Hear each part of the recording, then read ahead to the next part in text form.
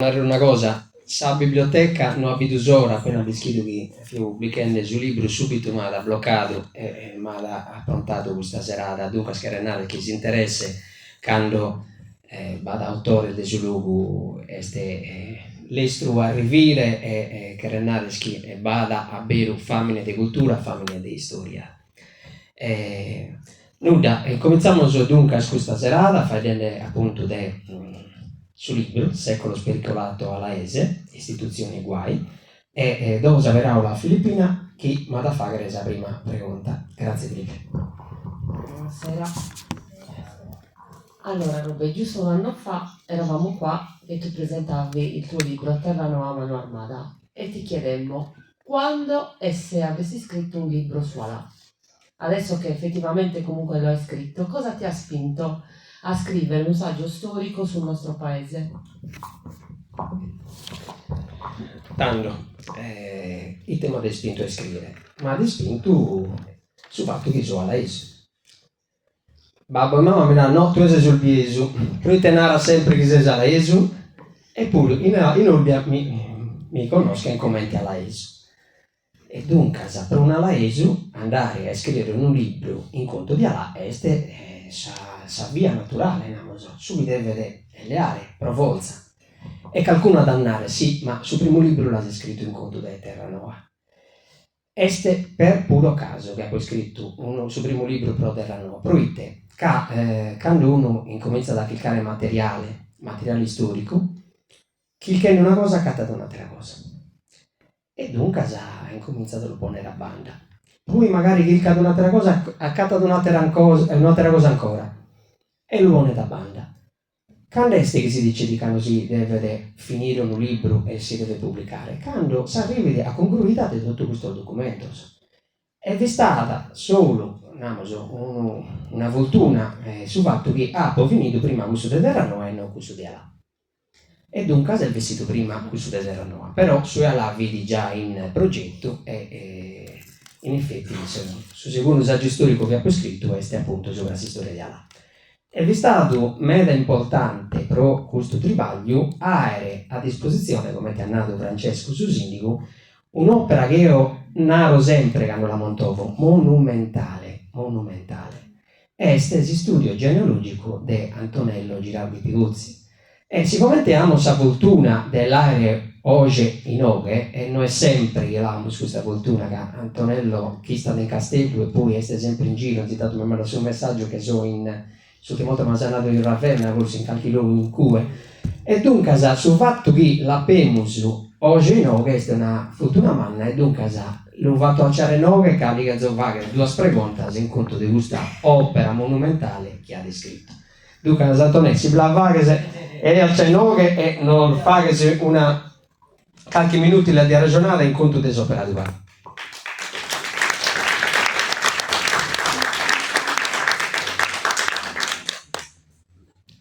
Antonello, subito ti giro. Sapere conta che ha fatto quelle per la mia, la giratia. Qual è? Hai scritto un'opera monumentale, mi sa che sono 31 volumi in tutto, no? Se non sbaglio. 24, però poi ci sono anche dei ripiloghi, eccetera, eccetera. Quindi, ed è un'opera enorme sia per l'esito, ma soprattutto per il lavoro che c'è dietro e che c'è stato dietro. Cosa ti ha spinto a fare questo passo che molto probabilmente ti sei reso conto subito che era un qualcosa di enorme e grande? Qual è stato lo stimolo che ti ha portato a avventurarti in questa cosa così macroscopica? Allora, innanzitutto grazie Roberto per le belle parole e per l'apprezzamento del libro. No, io quando ho cominciato a scrivere non mi rendevo conto di cosa avrei fatto. Io sono partito da un foglietto che mi aveva lasciato mia madre con annotati senza date, senza niente, i nomi dei suoi genitori, dei nonni, degli zii e i cugini di primo grado. Questo foglietto me l'ha dato quando io ero proprio un ragazzo. Io l'avevo messo da parte e rimaneva lì. E con Alà, nonostante vivessi a Cagliari, con Alà io ho sempre avuto un rapporto molto bello, perché mamma, che purtroppo ha dovuto lasciare, mia madre si chiamava Maria Antonia Pigozzi, aveva dovuto lasciare il paese a 33 anni quando si era sposata per andare a Cagliari, però ci ha sempre portato da là 2 mesi all'anno e noi facevamo luglio al mare e agosto-settembre fissi qui.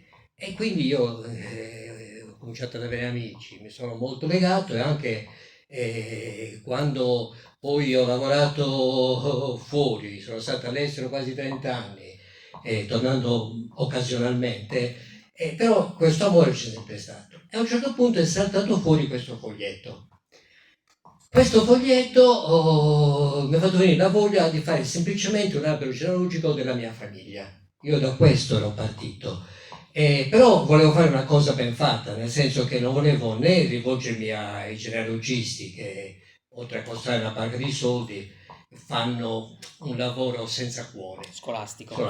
E ho deciso di farlo io, ma per farlo ho deciso di iscrivermi a una scuola di genealogia erratica, l'unica scuola che c'era in Italia a Bologna, che è un istituto privato ma collegato con un'università inglese, quindi un qualcosa di serio. È una scuola che dura 4 anni e alla fine di ogni anno c'era una tesi da fare.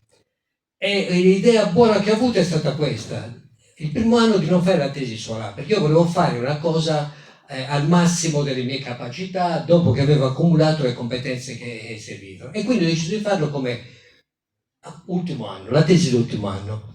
I primi 3 anni ho fatto delle tesi sulla famiglia di mia moglie, che è una famiglia genovese di un certo rilievo, l'ho fatta su di loro.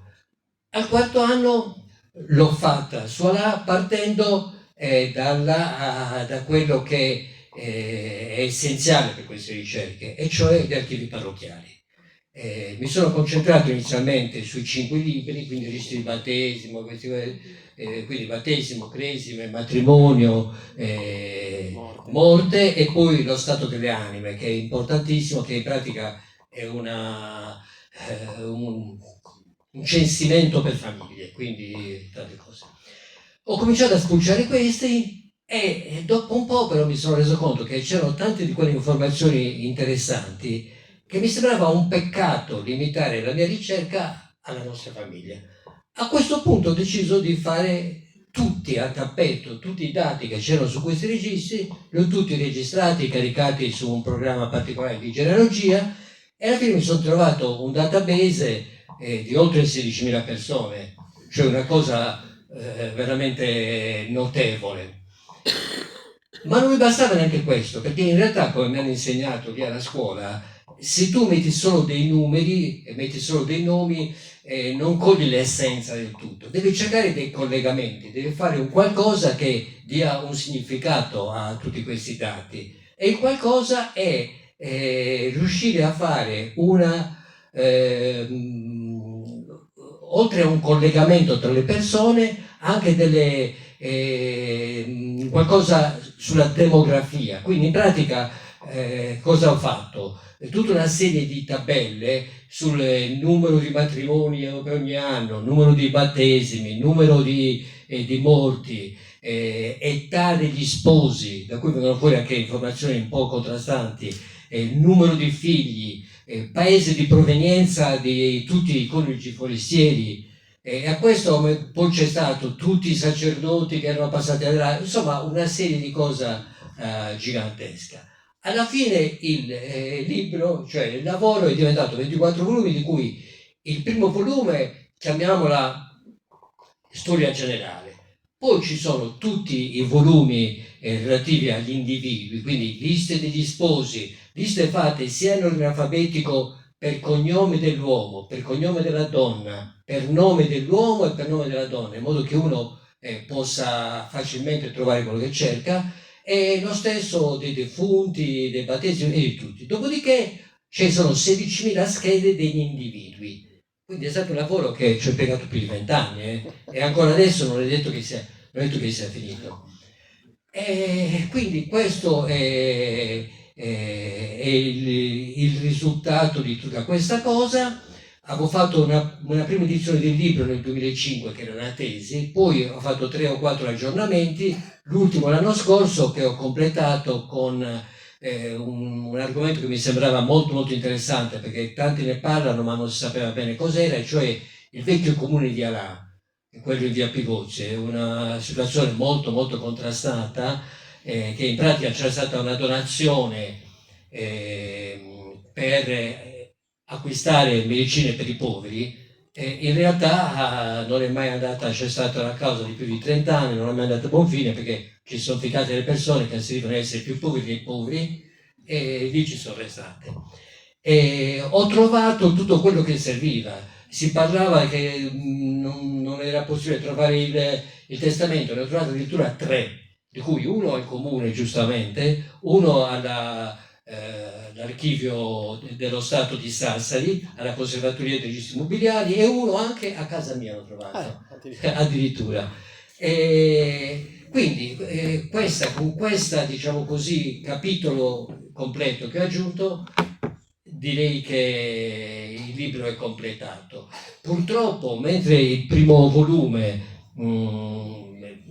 c'era stata una certa diffusione, mi sembra che erano state realizzate 500 copie, e di tutti questi ultimi io ne ho solo fatto una copia per me, o meglio 2 copie per me, per i miei 2 figli, e una copia per il comune. Quindi il comune ce le ha tutte e c'ha tutti gli aggiornamenti.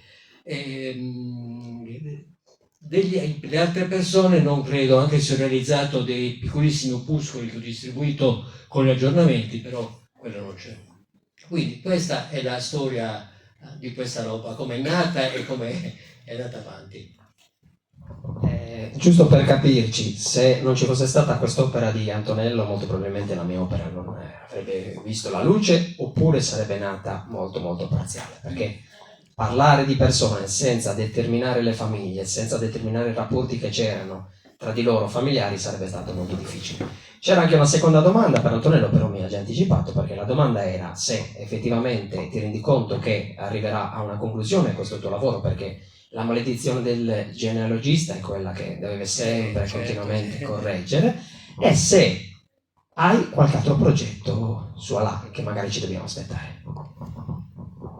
Ma io penso che con quello che ho fatto, con tutti i 2 aggiornamenti, ed in più anche con le ultime cose che sono questi 551 alberi genealogici ascendenti che ho fatto per tutte le famiglie alaesi, cioè non è che sia fatta per me o per qualche amico, per tutte, in pratica tutte le persone che hanno adesso tra i 15 e i 20 anni sono presenti, quindi o ci sono loro o al massimo un cugino in primo grado, cioè, che arriva fino al 1600.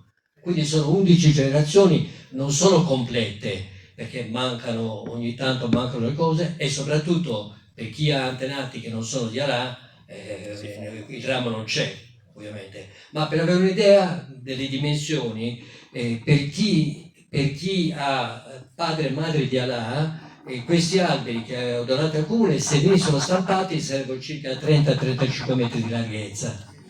Per dire, quindi sono le cose gigantesche.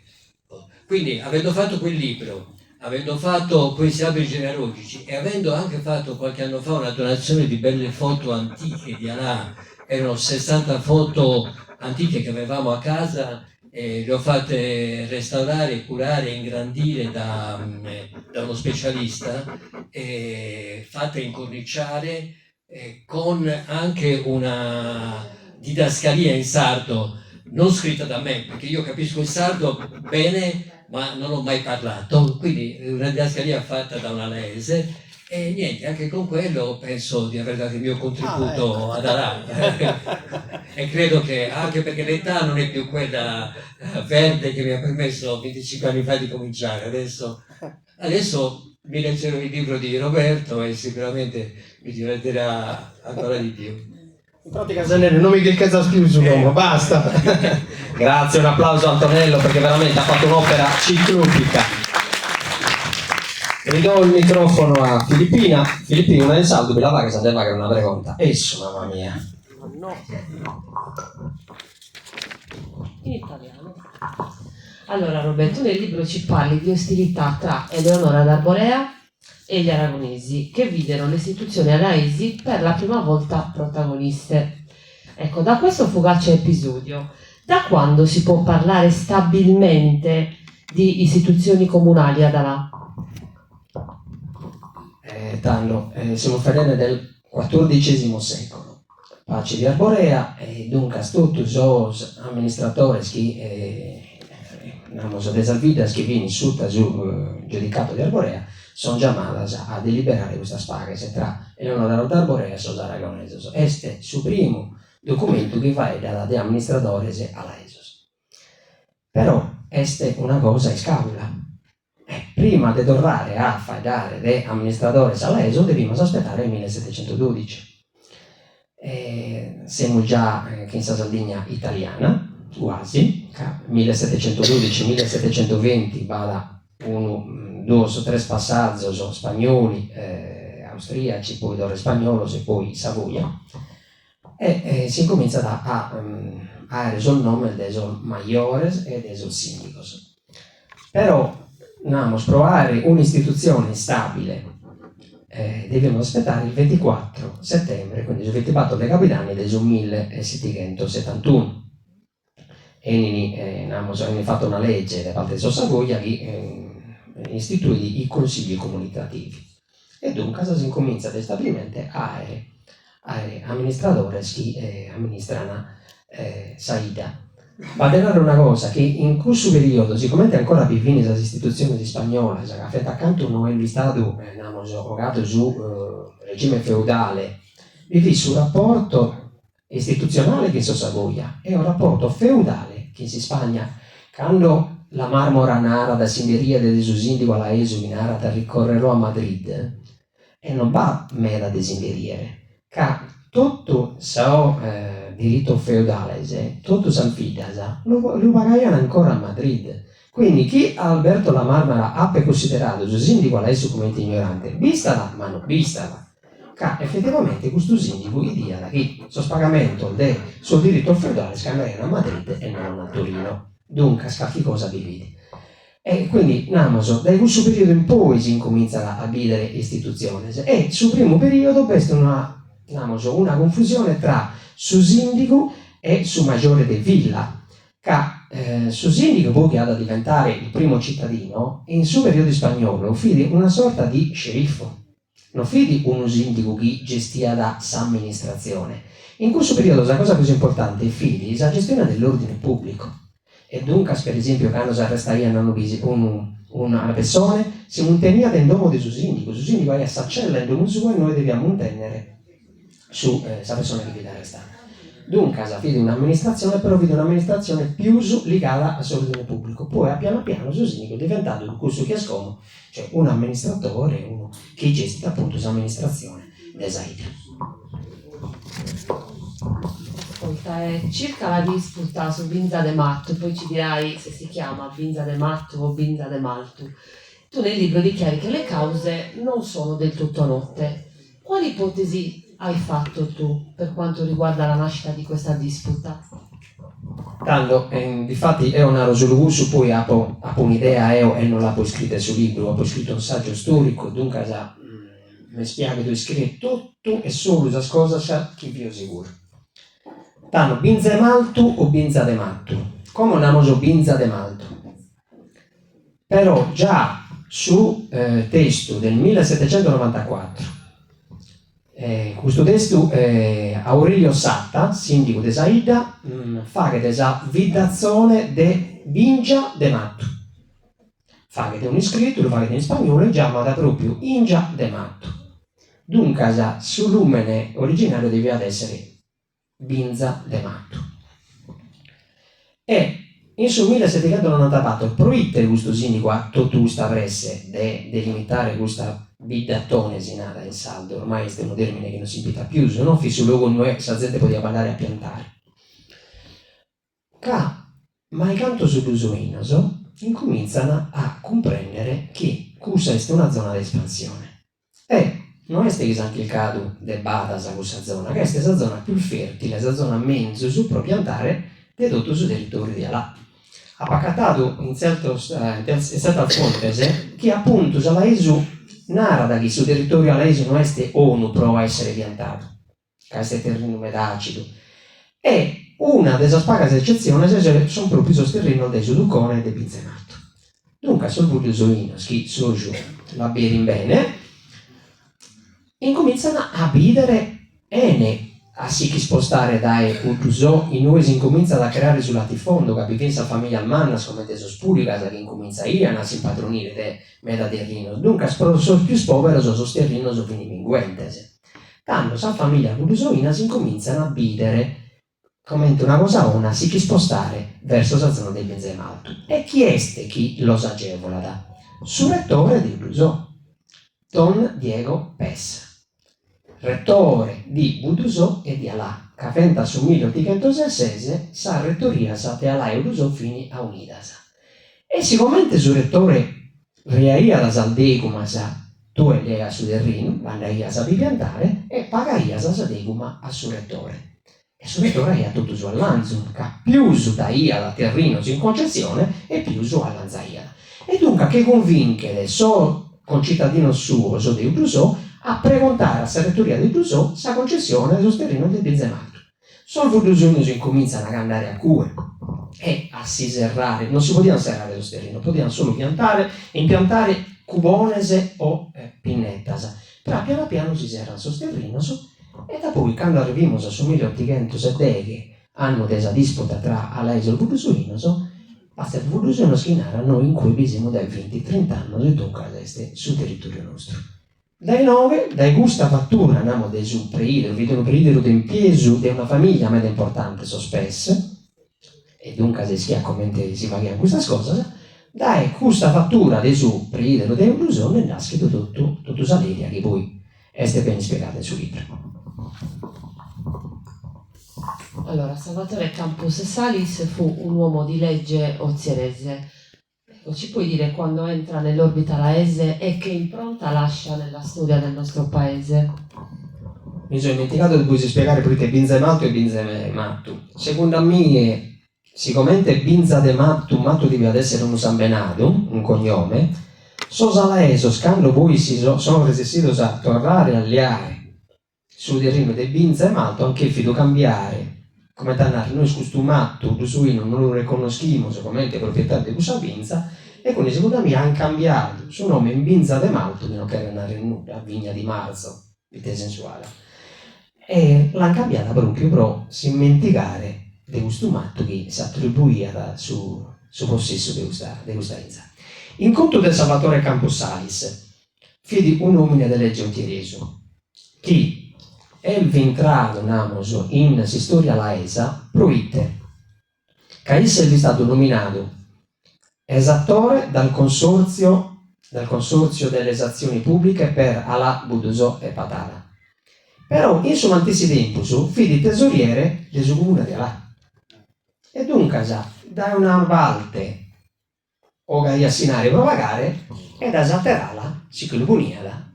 Cioè, su tesoriere del suo comune di Alà devi pagare la stassa all'esattore, quindi Salvatore Camposalis come tesoriere pagaria Salvatore Camposalis come esattore.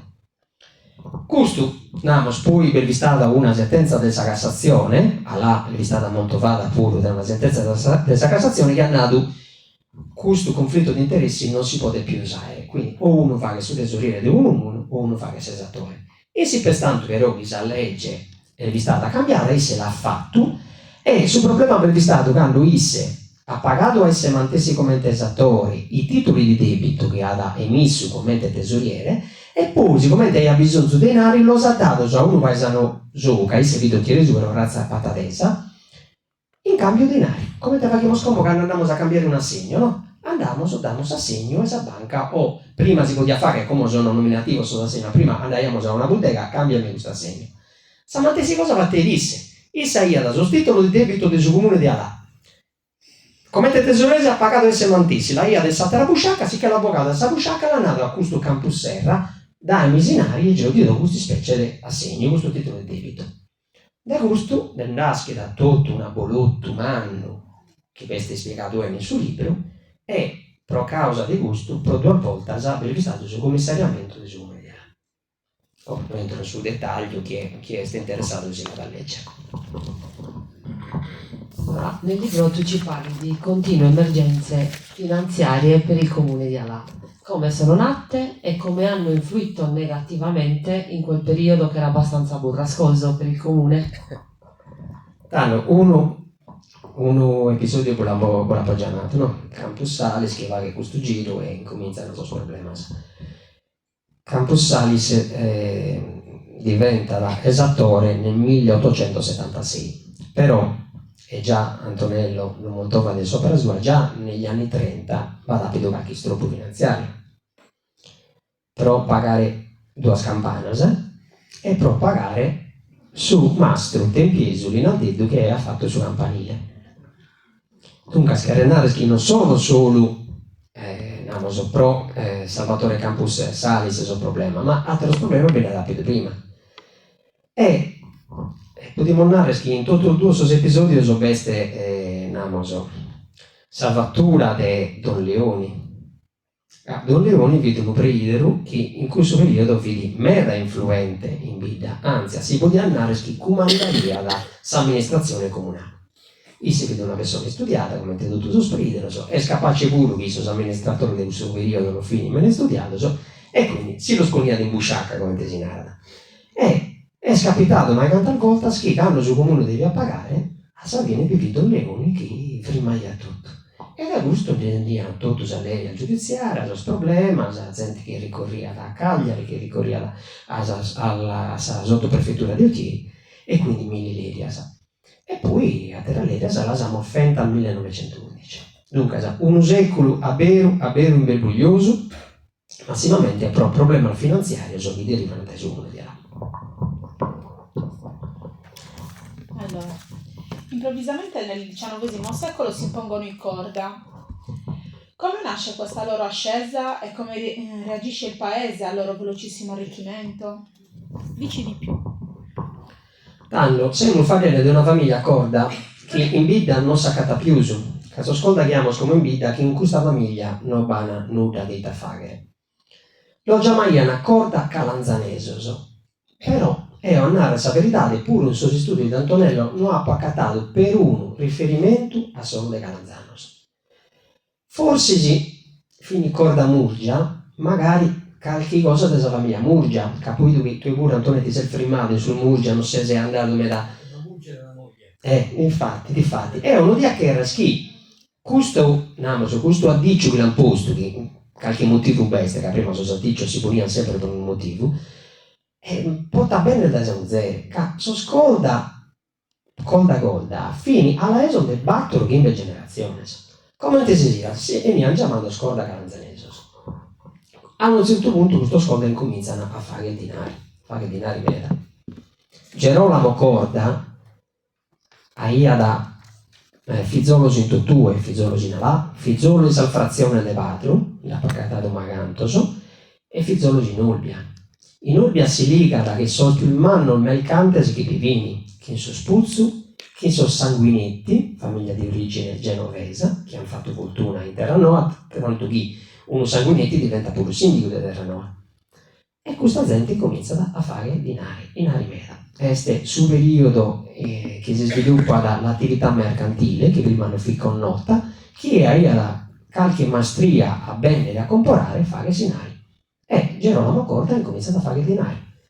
Ende del tigiu, ende della merceria, ende dei tessuti, e incomincia a fare davvero dinari. Fattendo dinari si attira la gelosia degli altri. Pensate che arrivi diventa un messo esattoriale dei Tattari, branca, insicuro incomincia a vendere, e un Piguzzi incomincia di sicuro a vendere, però non fa che mera fortuna come Gerolamo Corda. Forse proprio che Gerolamo Corda incomincia a fare tutta azione, se fattura scontraria, se questo magari gli crea qualche problema, se in effetti si gli ha tutte le antipatie della gente che queria fare questa mantisi cosa. Da questo, mantesi, vada un montone di problemi che arrivino pure a cose feas, e in effetti oggi potremmo narrare che le frate scolda imparentato in vita non restato mancuno, binati in Tattari, vivili in tini scole, no? Maria de Alaide Palacorda, che mi pare che è l'ultima che è restata, in molti qualche anno fa, che hanno 96 anni, so. Però di questa famiglia in vita non si è restato su Palazzo Corda e calchiamento dei commenti occhini su Babbo e su Vizzu, che hanno su Vizzu del sindaco, e basta. Manco sono attentato su Simaro che li fatteni degli anni prima non sono restato in memoria. Lo so paccattato in sos archivi, però sa gente manna non dà memoria. Sì, una cosa riguardo questo, solo un minuto. In realtà io ho trovato un discendente di Marietta, che aveva sposato una persona di una famiglia importantissima napoletana, Il filo della Filo Torre. della Torre, tramite Colonna, poi Filo della Torre. Questo è discendente di loro, che sono tutti conti per decreto dell'Editalia. Questo qui ha incontrato casualmente Sì, lo in so. spiaggia in Sardegna una Tua nipote. nipote di mio fratello. Di Gian. Si sono sposati e lui è anche venuto qui ad Alà con grande piacere a guardare la tomba di famiglia e tutto quanto. Quindi in realtà lui esiste, adesso lui vive a Cagliari. Sì, da parte materna, da parte delle donne ci sono i discendenti, Da parte di Corda però non c'è rimasto più nessuno. Questa storia la sapevo, una cosa incredibile, cioè si trova a Villa Simius, forse mi stava dicendo. Una coincidenza che può succedere una volta su Sì, i corsi e ricorsi storici, no? Due di origine alese si ritrovano. di Alà, io sono di origine di Alà. Anch'io sono di origine di Ala. Una cosa veramente incredibile. Sì. Il periodo, come già accennato, porterà a continue tensioni in paese e quindi anche ad atti di violenza verso gli amministratori. Paga con la vita un sindaco originario di Calangianus. Quali sono le motivazioni che sono dietro a questo attentato? C'è dietro un malcontento generale o è opera di pochi oppositori? Tane no che torniamo a Zio in eseuso, però i dite sempre su riferimento a Soscalanzaneso. Nel primo fedele prima che Francesco, che Antonello, in Alabbe sempre su riferimento a Soscalanzaneso. Capa ed apide un maiganta famiglia di Calanzanos che sono venuti a abita, si sono stabiliti per dimostrare che tutto noi sia la esoso, amoso, namoso, a Zio de DNA, Zio de Zambene Calanzaneso. Torniamo in Zegus però di quasi un secolo, siamo il fratello frate Scolda, quindi che sono stato so 1890, e noi che siamo tornati a 1810. Un sindaco nascido in Calanzano, Simone Luciano, e in età di Calanzano, come segretario comunale, si gioca una femmina della famiglia Pinna Nidu. E dopo che diventa sindaco, incominciano a le pagare ma sono le pagare stropos. Però a differenza de frate Scolda, in UE potremmo narrare che a Savine è tutta Saida che si è girata contro frate Scolda, che ha a leggere in suo libro che quando poi vi sono stato sa testimonianza del Salaeso in tribunale, tutta Saida ha chilcato di difendere Soschi viene imputato della morte di frate Scolda, tutta Saida. Ma più di 100 testimoni e tutti hanno fatto usare dalla persona che viene accusata di aver bucchito a sua scolda, babbo e figlio. Mentre pro Simone Luciano non è Saida che è andata contro a questo sindaco, anzi, qualcuno narra era un sindaco buono, era una persona che faceva pagare ai poveri il giusto e metteva di più. Quando c'erano quando bevite valtire namo giocare chi spesa più sa sul ricco chi non so povero. Quindi Saida che dia bene a Simone Luciano, però come ti combina a volte in sa realtà del minorenne, quando uno va che è troppo bene, a volte si attiti sunca, si invidia dai volte della terra gente. E potremmo narrare che sui a posto pischigio a Simone Luciano è stato appunto su essere troppo bravo, su essere troppo giusto. Da voi, se andiamo a vedere quali sono le motivazioni che ne sono vestite dal suo processo, dal suo dibattimento, viene a meta. Qualcuno narra che è troppo bravo, qualcuno narra che ha posto questa stassa da sul ricco, se sul ricco non queria pagare, qualcuno narra che sicuramente vai a suo soldato, se deviamo stare a dormire in vita, hai fatto dormire un soldato in domo di una femmina tia, una donna vedova, e dunque sa famiglia, sa famiglia in questo periodo vede un disonore, e quindi se l'hai alleata a coro. Calcato Ronara che sa serrato due stanca all'esamuzere e noi pipaschiana, due bichino, so che viene a zico troppo prepotente. Però, che sia giusto uno, che sia giusto sattere, dire che sono episodi, Said non fu contro Simone Luciano, come potremmo narrare per frate scorda, ma addirittura Said ha in favore di questo sindaco che ne ha considerato una brava persona. Considerate che uno dei suoi figli poi si can bandare da là, stata a congiurare in Calanzano a dare un figlio che ha da essere segretario comunale in vita. Torniamo a questa regione di Antonello, corsi storici, da là non si fugli, alla tirata, e stornato a Saida in ora a un buchino su maneggio. Questo atto violento non è l'unico. Cosa ci puoi dire a riguardo degli atti successivi che coinvolsero amministratori propriamente originari di Alà? Lo sappiamo già molto vado, frate Scoda, amministratori originari di Alà che hanno avuto problema, e in suo stesso periodo vistiti l'omicidio di Giuseppe Simone Scano alla ISO su 20 provinto. E come non posso scopiare tutto ciò che ha scritto sul libro, che sennò per disinteresse, però posso tornare che quando per vistato sul commissariamento della sindichia, del consiglio comunale, in Gambella, Babai de Franceschino Ledda, giudice di corte d'appello, chiamo sapido, in vita, sicuramente quando dovremmo fare questa selezione si concede, si candidati e in a comune, pregonteri di fare una specie di libretto in 150 copie, di dare a tutta la popolazione, e noi iscriviamo tutto ciò che uno che ha fatto capella e tutto ciò che ha raccontato. E la cosa curiosa è che a Salfine, se quando poi a suo primo consiglio comunale ne fa di questa cosa,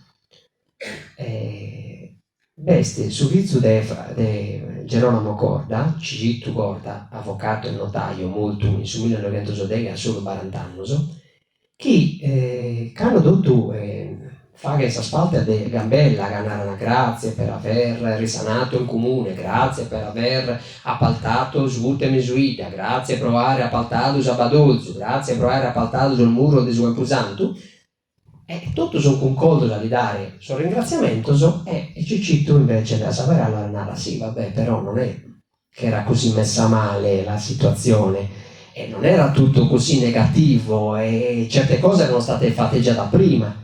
Proite che deve fare salate de su babbu e de suvade che fini dal 1870 in consiglio comunale e che hanno causato qualche struppo a su mondo di là. In quel periodo da là ci fu un allontanamento forzato di un autorevole uomo di chiesa, Alaese. Episodio isolato o deve essere ricondotto alle tensioni politiche di quel tumultuoso secolo? Siamo facendo dei suvrade di Babai Franceschino. Babai Franceschino è su Montovado, però è ad un altro vrade, sempre laureato in legge, che è figli, segretario comunale, giudice conciliatore e preidero in Alà. Quando in zedi su Viscamu corria, se le va testa ripetita. E come fa un uomo di legge che deve avere un alto valore morale a vendersi per queste mansioni per pochi centesimi? Devi considerare che prima di De Gasperi preidero se sono nel decreto sa politica non è ni ambitoso e dunque sa di fare questa ripetita.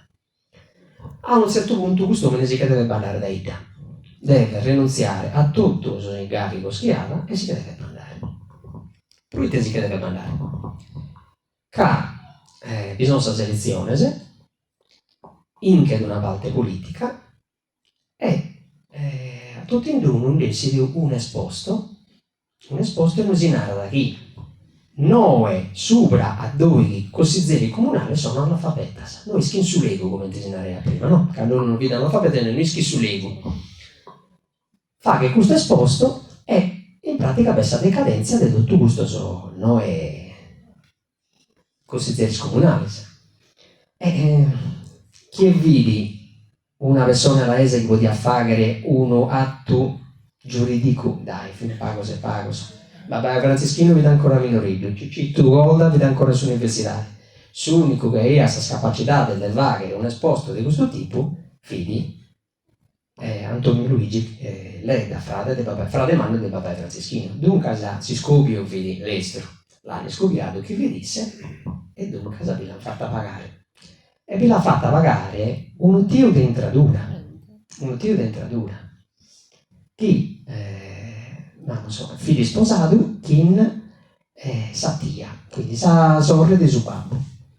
E annato che si che devia bandare da Ida e non vi devia tornare né più e né molto. Solo in punto de molte desa muzzere, namoso, sa muzzere si ha fatto impromettere che lei ha mandato sul luogo più su a culto possibile, e dunque a questo sì che il mandato a Ulusò. Però pensate una cosa, non è possibile che un sindaco, un amministratore resessa a esiliare una persona d'AE. A parte che una persona che ha questa capacità di spurre fare un ricorso, e dunque se lei ha potuto vincere. La cosa più giusta è che se commenta il bidu, se capa male se stata, commenta il bidu che effettivamente vai assunca del noi famiglia, no? Corrispondente a sono noi consiglieri, sì. Aliato sì che è mandato. Sì che è mandato in Budusò l'hanno fatto vice parroco, l'hanno fatto giudice conciliatore, e è stato consigliere comunale, in cui pure l'hanno fatto un ricorso, pellido, e poi sul 1902 che il molto è ancora veste sa tumba su Campo Santuezio di Budusò. Quindi come è nato sul tipo di entratura non sto da vita né più e né molto. Avete domande da fare a Roberto? No, la vedo Troppo.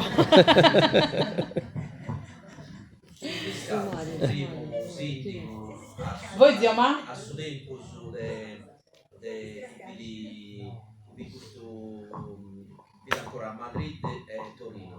Chi vi sta? Tanto si parla di questo Giovanni Pisano, però Giovanni Pisano in questo periodo Antonello mi potete giocare non bivini, caso Pisano viene più a taldo da Eudusò, e questo Giovanni Pisano che è il Montovato come te sindico, il capraro Giovanni Pisano, anzi a Sanarda, è considerato questo che ha faidato in la Marmora e è andato a ricorrere a Madrid. Però devo narrare questa verità, a me non mi quadra da questa cosa, non mi risulta. Per tornare sul primo sindaco io vengo quasi tutto deso satta e deso scurto, no? E quando viene satta viene sempre imparentato schiso scurto. Poi in suo primo desotichento so questo Giuseppe Pinna e ha pacatato uno verbale in suo archivio in cui questa una donanza pubblica in Saviata de Ida, e tutto la più sana e meglio parte del paese si montovia sempre, si unini e decidono che questo Giuseppe Pinna diventa da sindaco di Alà. Battono che non spoi la catano solamente capo del Barranzello, dunque avete una versione di un certo valore. Considerate che tra sono nobili di campagna che sono montovados in suo stesso spagnolo nel 1585, l'unico zambenato che si può accattare in suo studio di Antonello è come queste pinna. Beste becco, beste pittadela, beste oggiano, beste uleri, però deso sambenato aleso che conoscimo come beste solo pinna. Dunque deve essere che appunto vedete deso nobile de campagna questa persona. Ammentate poi che prima che hanno dobbiamo decidere che le sindaco non finisce la democrazia come te come che qualsiasi persona può diventare sindaco. Prima sul sindaco devono essere sempre dei ceti sociali di un certo livello. Ok? Si va da altre preguntas, siamo a disposizione. Tutto il gonzoso. No, allora dico una cosa io. Mi collego al primo argomento che hai preso, quello degli alesi che hanno partecipato a quella riunione. io non so se tu nel libro sei riuscito a recuperare il nome del rappresentante alaese, perché io non ho avuto tempo di prenderlo, ma esiste in una pubblicazione. Io sono riuscito a prendere solo il nome del rappresentante di Ozieri che aveva partecipato alla riunione con tutti quelli dei paesi. Del Monte Acuto, sì. Però se tu non hai ancora messo il libro e se vuoi cercare, esiste una pubblicazione dove c'è proprio il nome del 1400, quanto era, del rappresentante alaese che aveva partecipato alla riunione. Allora, Antonè, adesso correggimi se sto ricordando male. A me mi sembra che nella tua prima stesura avevi lasciato i puntini. Ti risulta? Però mi sa che nelle stesure successive li hai messi i nomi, o mi sto confondendo? Ho messo solo il nome del rappresentante Di Ozieri. Perché io ho Giovanni Penna, che però rappresentava anche tutti i paesi. Eh? Il fatto che mi avevano dato un libro non era neanche un libro, mi ha detto guarda, lo puoi prendere solo un'ora. A questo punto io quello che sono riuscito a vedere ho visto, il resto l'ho dovuto restituire. perché io mi sembra di aver trovato Giovanni Penna, Aramu Gasole, Giovanni De Setilo. Questi erano i nomi che erano... I nomi ci sono, Eh. sì. Ma non sono di Alae. No? Non sono di Alae. Io l'ho trovato il riferimento a là. Però, ripeto, mi ricordo che tu avevi lasciato i puntini, avevi lasciato proprio i puntini perché avevi detto che ti era passato di mano, però poi non l'avevi ritrovato, è scritto nel... Sì. Vabbè, Quello è importante è perché... vecchio, Già si vede quanto sei vecchio. Quello è importante perché è il primo riferimento storico ad abitanti di Alà. Poi bisogna arrivare al 1585. No, c'è una cosa che è più antica.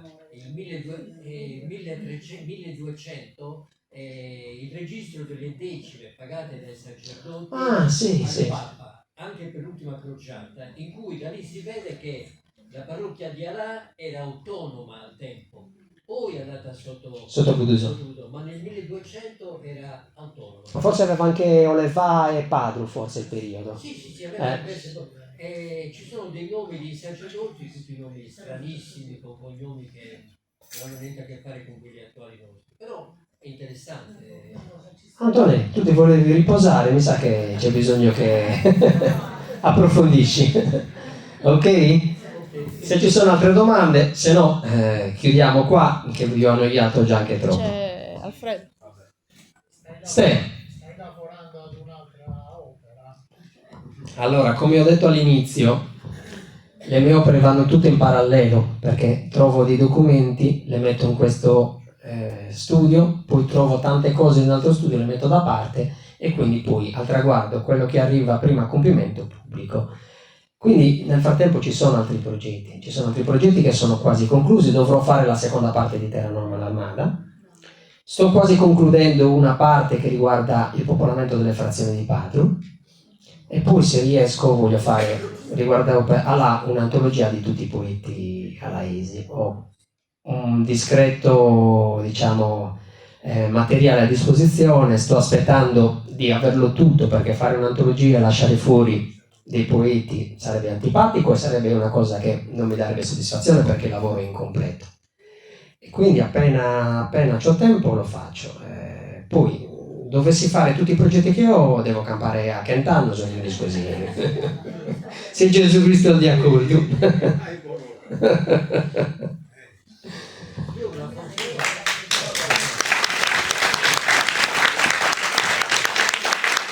Antonio, di pure. Io ho una foto abbastanza antica dove ci sono molti poeti sali, tra cui un poeta di Alà. L'ho vista anch'io, sono 6, 3 sopra e 3 sotto. Si chiama, è un diminutivo che ha come nome.